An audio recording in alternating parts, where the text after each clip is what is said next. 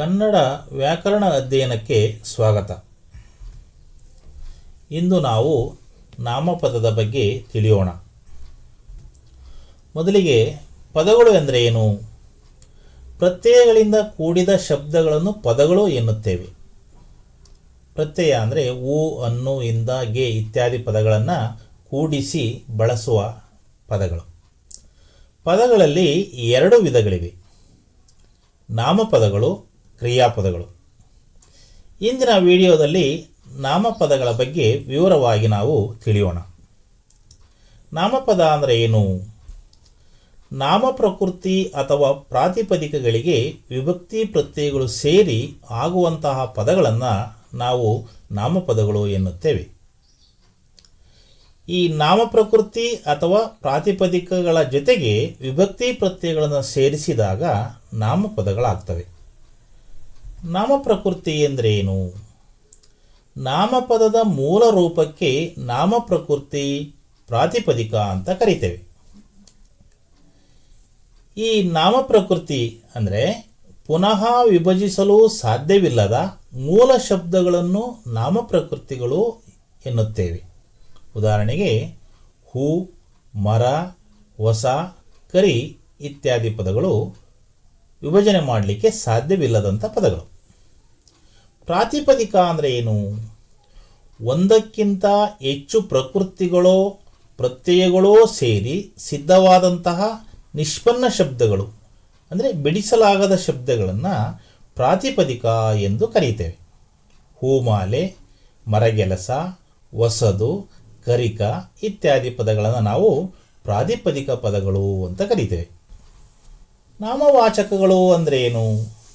ವ್ಯಕ್ತಿ, ಪ್ರಾಣಿ, ಗಿಡಮರ ಮತ್ತು ವಸ್ತುಗಳನ್ನು ಗುರುತಿಸುವ, ಅವುಗಳ ಗುಣ ಸ್ವಭಾವಗಳನ್ನು ಹೇಳುವ ಹಾಗೂ ಕಾಲ, ಸ್ಥಾನ, ಅಳತೆ, ತೂಕ, ಸಂಖ್ಯೆಗಳನ್ನು ಸೂಚಿಸುವಂತಹ ವ್ಯವಹಾರಕ್ಕೆ ಸಂಬಂಧಪಟ್ಟಂತಹ ಹೆಸರುಗಳನ್ನು ನಾಮವಾಚಕಗಳು ಎನ್ನುತ್ತೇವೆ. ನಾಮವಾಚಕಗಳಲ್ಲಿ 8 ರೀತಿಯ ನಾಮವಾಚಕಗಳನ್ನು ನಾವು ಕಾಣ್ತೇವೆ: ವಸ್ತುವಾಚಕಗಳು, ಗುಣವಾಚಕಗಳು, ಸಂಖ್ಯಾವಾಚಕಗಳು, ಪರಿಮಾಣವಾಚಕ, ಪ್ರಕಾರವಾಚಕ, ದಿಗ್ವಾಚಕಗಳು, ಭಾವನಾಮಗಳು, ಹಾಗೆಯೇ ಸರ್ವನಾಮಗಳು. ವಸ್ತುವಾಚಕ ಅಂದರೆ ಏನು? ವಸ್ತುಗಳ ಹೆಸರನ್ನು ಸೂಚಿಸುವ ನಾಮಪ್ರಕೃತಿಗಳನ್ನು ವಸ್ತುವಾಚಕಗಳು ಎಂದು ಕರೆಯುತ್ತೇವೆ. ಈ ವಸ್ತುವಾಚಕಗಳಲ್ಲಿ 3 ರೀತಿಯ ವಸ್ತುವಾಚಕಗಳನ್ನು ನಾವು ಕಾಣ್ತೇವೆ. ಮೊದಲನೇದಾಗಿ ರೂಢನಾಮ, ಅಂಕಿತನಾಮ, ಅನ್ವರ್ಥನಾಮ. ರೂಢನಾಮ ಅಂದರೆ ಏನು? ರೂಢಿಯಿಂದ ಹೇಳಿಕೊಂಡು ಬಂದಂತಹ ಹೆಸರುಗಳನ್ನು ನಾವು ರೂಢನಾಮ ಎಂದು ಕರೆಯುತ್ತೇವೆ. ಉದಾಹರಣೆಗೆ ನದಿ, ಮನುಷ್ಯ, ಬೆಟ್ಟ, ಹುಡುಗ, ಹುಡುಗಿ, ಊರು ಇತ್ಯಾದಿ ಪದಗಳು ರೂಢಿಯಿಂದ ಬಂದಂಥ ಪದಗಳನ್ನು ರೂಢನಾಮ ಎನ್ನುತ್ತೇವೆ. ಅಂಕಿತನಾಮ ಅಂದರೆ ಏನು? ಅಂಕಿತನಾಮ ಅಂದರೆ ಇಟ್ಟ ಹೆಸರು ಅಂತ. ಪ್ರತ್ಯೇಕ ವ್ಯವಹಾರಕ್ಕಾಗಿ ಕರೀತಕ್ಕಂಥ ಹೆಸರುಗಳನ್ನು ಅಂಕಿತನಾಮ ಎಂದು ಕರೀತೇವೆ. ಅಂದರೆ ಒಂದು ಗುಂಪಿನಲ್ಲಿ ಅಥವಾ ಒಂದು ರಾಶಿಯಲ್ಲಿ ಒಬ್ಬ ವ್ಯಕ್ತಿ ಅಥವಾ ಒಂದು ವಸ್ತುವಿನ ಹೆಸರನ್ನು ಗುರುತಿಸಲಿಕ್ಕೆ ಇಟ್ಕೊಂಡಿರ್ತಕ್ಕಂಥ ಹೆಸರುಗಳನ್ನು ನಾವು ಅಂಕಿತನಾಮ ಅಂತ ಕರಿತೇವೆ. ಉದಾಹರಣೆಗೆ ರಾಮ, ಕೃಷ್ಣ, ಕಾವೇರಿ, ಗಂಗಾ, ಮೈಸೂರು, ಬೆಂಗಳೂರು ಇತ್ಯಾದಿ ಹೆಸರುಗಳು. ಹಾಗೆ ಅನ್ವರ್ಥನಾಮ ಅಂದರೆ ಏನು? ಯಾವ ವ್ಯಕ್ತಿಗೆ ಆ ಹೆಸರು ಅನ್ವಯವಾಗ್ತದೆ ಅಂದರೆ ವ್ಯಕ್ತಿಯ ಗುಣ, ಸ್ವಭಾವಾದಿ ವಿಶೇಷವಾದಂಥ ಅರ್ಥಗಳನ್ನು ತಿಳಿಸ್ತಕ್ಕಂಥ ಹೆಸರುಗಳನ್ನು ನಾವು ಅನ್ವರ್ಥನಾಮ ಎನ್ನುತ್ತೇವೆ.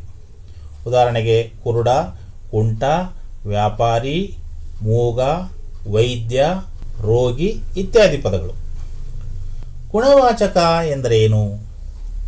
ನಾಮವಾಚಕಗಳ ಗುಣಲಕ್ಷಣಗಳನ್ನು ವರ್ಣಿಸುವ ಪದಗಳನ್ನು ನಾವು ಗುಣವಾಚಕ ಎಂದು ಕರೆಯುತ್ತೇವೆ. ಇದರಲ್ಲಿ ವಿಶೇಷಣ ರೂಪ, ಕಾರಕ ರೂಪ ಅಂತ ನಾವು ಕರಿತೇವೆ.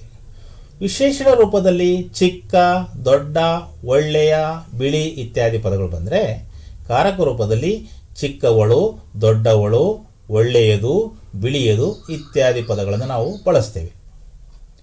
ಸಂಖ್ಯಾವಾಚಕ ಅಂದರೆ ಏನು?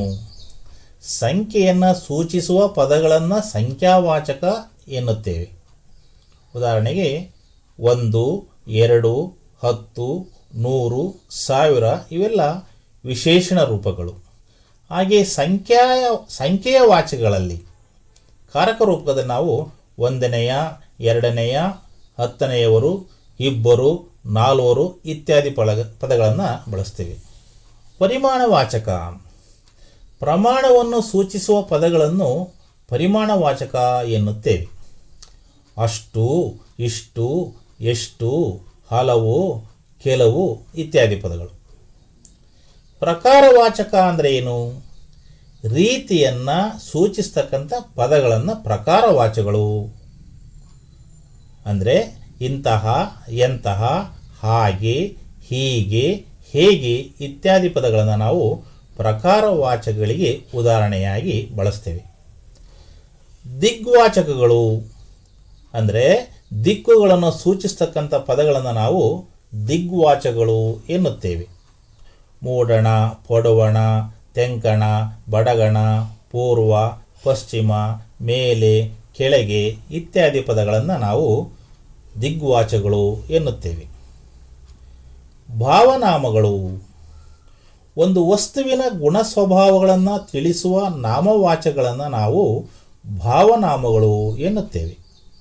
ಆಟ, ನೋಟ, ಬಿಳಿಪು, ಬಡತನ, ಸಿರಿತನ ಇಂತಹ ಪದಗಳನ್ನು ನಾವು ಭಾವನಾಮಗಳಿಗೆ ಉದಾಹರಣೆಯಾಗಿ ಬಳಸ್ತೇವೆ. ಇಲ್ಲಿಗೆ ನಾಮಪದಗಳ ಬಗ್ಗೆ ನಾವು ತಿಳ್ಕೊಂಡಿದ್ದೇವೆ. ಮುಂದಿನ ವಿಡಿಯೋದಲ್ಲಿ ಸರ್ವನಾಮಗಳ ಬಗ್ಗೆ ತಿಳಿದುಕೊಳ್ಳೋಣ. ಈ ವಿಡಿಯೋ ನಿಮಗೆ ಇಷ್ಟವಾಗಿದ್ದಲ್ಲಿ ಲೈಕ್ ಮಾಡಿ, ಶೇರ್ ಮಾಡಿ, ಕನ್ನಡ ಖಜಾನೆ ಯೂಟ್ಯೂಬ್ ಚಾನಲ್ನ ಸಬ್ಸ್ಕ್ರೈಬ್ ಮಾಡಿ. ನಿಮ್ಮ ಅನಿಸಿಕೆಗಳನ್ನು ಕಮೆಂಟ್ನಲ್ಲಿ ತಿಳಿಸಿ. ಧನ್ಯವಾದಗಳು.